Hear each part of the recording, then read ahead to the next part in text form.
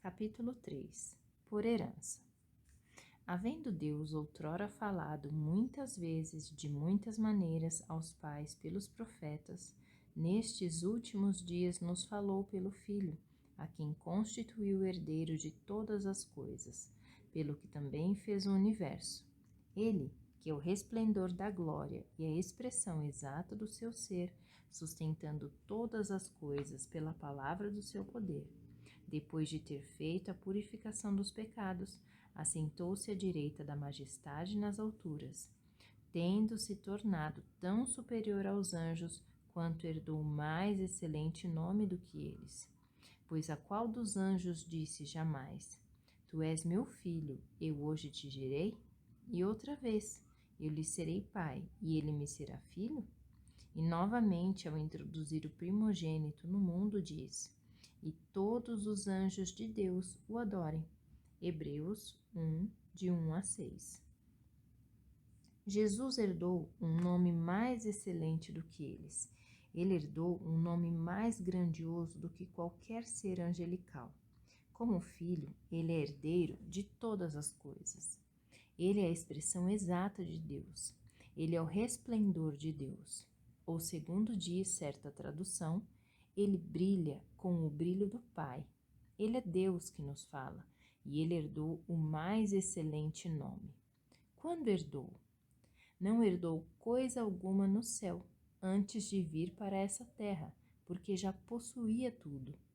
Não herdou quando veio para a terra, porque a Epístola de Filipenses diz que ele se esvaziou de toda a honra e de toda a glória. Quando ele herdou o seu nome, há um indício nos versículos seguintes.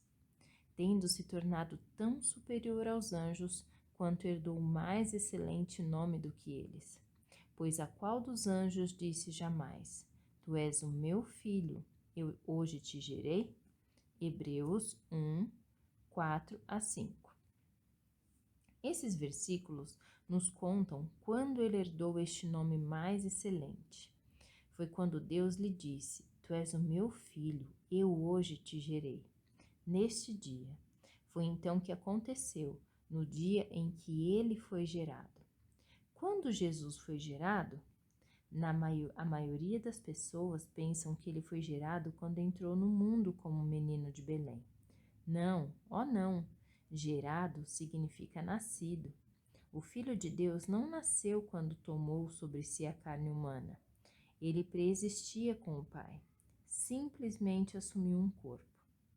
Por isso, ao entrar no mundo, diz: Sacrifício e oferta não quiseste, antes corpo me formaste. Hebreus 10, 5. Não nasceu quando veio para o mundo, sempre preexistia com o Pai. Minhas observações estão em colchetes na escritura seguinte: No princípio era o Verbo, e o Verbo estava com Deus, e o Verbo era Deus, e o Verbo, entre colchetes, que já existia e não precisava de ser gerado ou de nascer, fecha colchetes, se fez carne e habitou entre nós. João 1, 1 a 14. Não, tu és o meu filho, eu hoje te gerei. Não está falando acerca do dia em que ele tomou para si um corpo. Qual dia era então? Deus a cumpriu plenamente a nós, seus filhos, ressuscitando a Jesus, como também está escrito no Salmo 2. Tu és o meu filho, eu hoje te gerei. Atos 13, 33. Quando foi então que Jesus foi gerado? Quando ele foi ressuscitado, na manhã da ressurreição, porque precisava de ser gerado ou de nascer? Porque se tornou como nós éramos, separado de Deus, porque provou a morte espiritual por todos os homens. Seu espírito, seu homem interior, foi para o inferno em nosso lugar. Vemos, todavia, aquele que, por pouco, tendo sido feito menor que os anjos, Jesus, por causa do sofrimento da morte, foi coroado de glória e de honra, para que, pela graça de Deus, provasse a morte por todo o homem. Hebreus 2:9. A morte física não removeria os nossos pecados, provou a morte por todo homem, a morte espiritual. Jesus é a primeira pessoa que já nasceu de novo. Porque o seu espírito precisava nascer de novo? Porque ficou alienado de Deus. Lembra-se como ele exclamou na cruz: Deus meu, por que me desamparaste? Muitas pessoas não sabem o que a Bíblia quer dizer quando fala acerca da morte. A morte na Bíblia nunca significa o fim da existência. Nunca. Vários tipos de morte são referidos na Bíblia, mas há 3 tipos com que precisamos familiarizar-nos: a morte espiritual, a morte física, a morte eterna, ou a segunda morte, sendo lançada no lago que arde com fogo e enxofre. O que é a morte espiritual? É o oposto da vida espiritual. Não significa o fim da existência. Efésios 2:1 diz: Ele vos deu vida, estando vós mortos nos vossos delitos e pecados. Ou seja, antes de nascermos de novo, quanto a dar vida nessas circunstâncias, veja Efésios 2:5. Paulo escreveu para Timóteo e escreveu acerca de algumas pessoas que estavam mortas, ainda que vivas. 1 Timóteo 5:6. Não queria dizer que tinham cessado de existir. Quando falamos que um pecador está na morte espiritual, não queremos dizer que o seu espírito não exista. Seu espírito existe, de fato, e existirá eternamente, porque aquela parte do homem, quer seja ele salvo, quer não, é como Deus. O homem é um espírito eterno, possui uma alma, mas o espírito de pecador não está em comunhão com Deus, nem tampouco se familiariza com ele. Deus disse a Adão, a respeito da árvore do conhecimento do bem e do mal: dela não comerás, porque no dia em que dela comeres, certamente morrerás. Gênesis 2:17. Não se referia à morte física, porque Adão não morreu naquele dia fisicamente, mas no momento em que comeu da árvore, realmente morreu, espiritualmente. Isso não significa que Adão cessou de existir. Significa que imediatamente ficou fora da comunhão com Deus e do relacionamento com Ele. Adão tinha andado e falado com Deus, em comunhão com Ele, em relacionamento com Ele.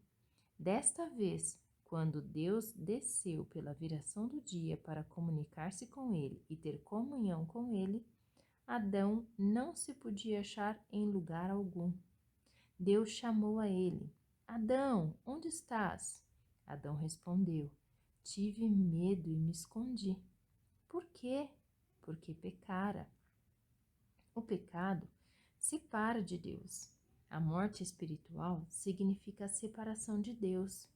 No momento em que Adão pecou, ficou separado de Deus.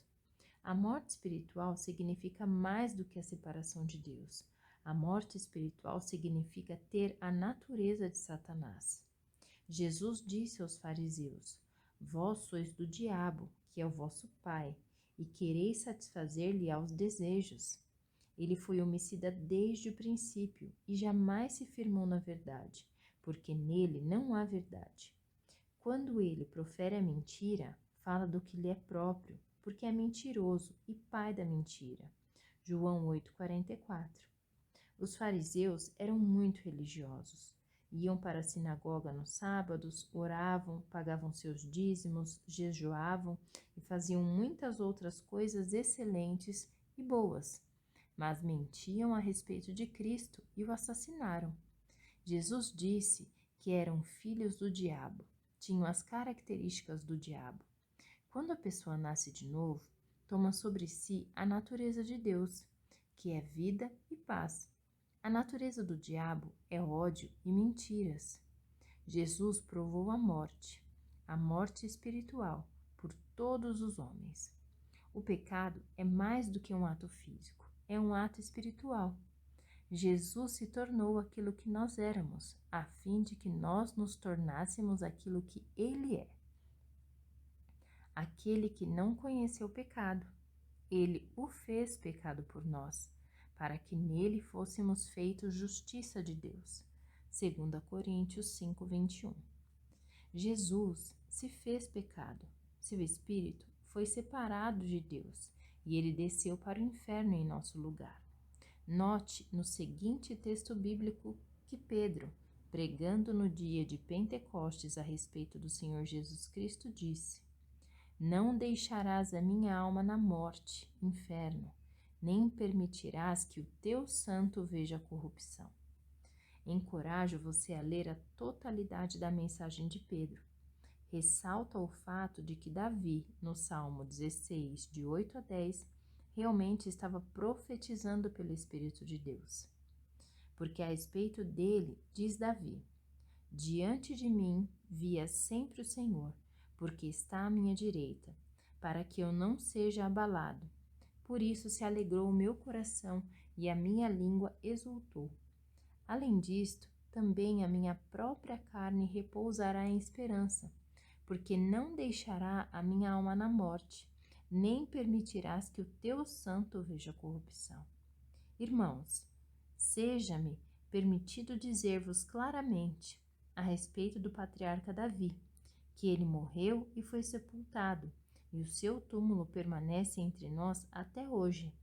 Sendo, pois, profeta e sabendo que Deus lhe havia jurado que um dos seus descendentes se assentaria no seu trono, prevendo isso, referiu-se à ressurreição de Cristo, que nem foi deixado na morte, nem o seu corpo experimentou corrupção. Atos 2, de 25 a 27 e de 29 a 31. Paulo está falando acerca da mesma coisa em Atos 13, 33. Deus a cumpriu plenamente a nós, seus filhos, ressuscitando a Jesus, como também está escrito no Salmo. Segundo, tu és o meu filho, eu hoje te gerei. Atos 13, 33. Fica claro que tanto Pedro quanto Paulo estão falando a respeito da mesma coisa. Você não poderá compreender a autoridade no nome de Jesus até você compreender este fato. Lá embaixo, na masmorra do sofrimento, lá nos fundos do próprio inferno, Jesus satisfez as reivindicações da justiça para todos nós, individualmente, porque ele morreu como nosso substituto. Deus no céu disse: é suficiente. Depois o ressuscitou, trouxe seu espírito e alma para cima, tirando-os do inferno. Ressuscitou seu corpo da sepultura e disse: Tu és o meu filho, eu hoje te gerei. Qual dia é hoje? O dia em que ele foi gerado, o dia em que ele foi ressuscitado. É este o dia, portanto, em que ele herdou um nome mais excelente.